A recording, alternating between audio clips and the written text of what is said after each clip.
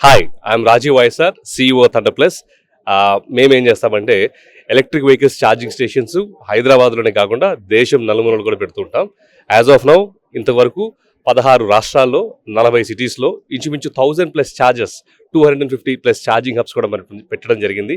పొరపాటు మీరు ఒకవేళ హైదరాబాద్ టు విజయవాడ వెళ్తున్నారంటే హైదరాబాద్, విజయవాడ, సూర్యాపేట, లోగిలిలో, తర్వాత విజయవాడ CA కన్వెన్షన్ దగ్గర ఇవన్నీ చోట్ల కూడా మన ఛార్జింగ్ స్టేషన్స్ ఉంటాయి.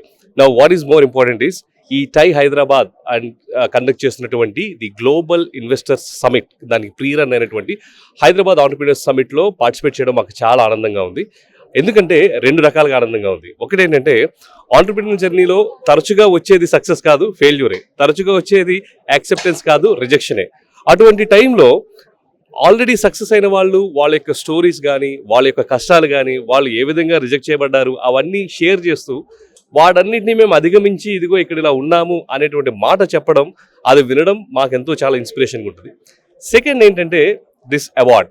సో ఈ టై హైదరాబాద్ చాప్టర్ ఏం చేస్తుందంటే ఇంచుమించు ఒక 400 నుంచి 500 స్టార్టప్స్ని రివ్యూ చేసి వాళ్ళ అప్లికేషన్స్ని తీసుకొని స్ట్రింజెంట్ ప్రాసెస్లో వాళ్ళందరినీ డ్యూ డిలిజెన్స్ చేసి ఒక 5 minutes టైం మాకు ఇచ్చి మా ప్రజెంటేషన్ విని ఇవన్నీ చేశాక ఆ 500లోంచి ఒక 50 స్టార్టప్స్ని తీసుకొని వచ్చి ఈరోజు మమ్మల్ని ఇక్కడ రికగ్నైజ్ చేయడం అయితే మాత్రం మాకు చాలా ఆనందంగా ఉంది.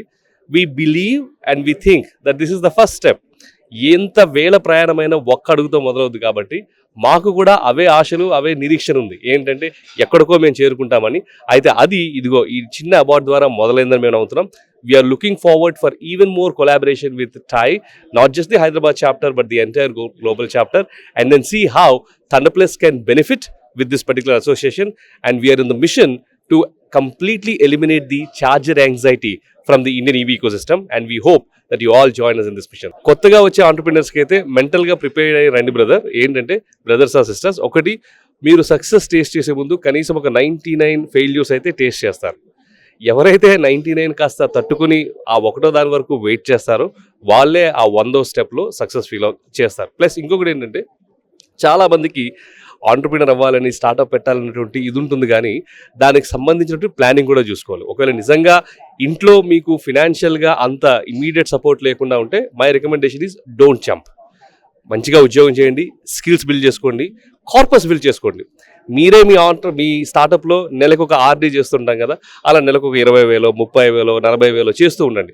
అలా మీరు ఒక 50 months చేశారనుకోండి, మీకు తెలియకుండానే ఒక లక్ష నుంచి 10 లక్షలు మీరే చేసుకుంటారు.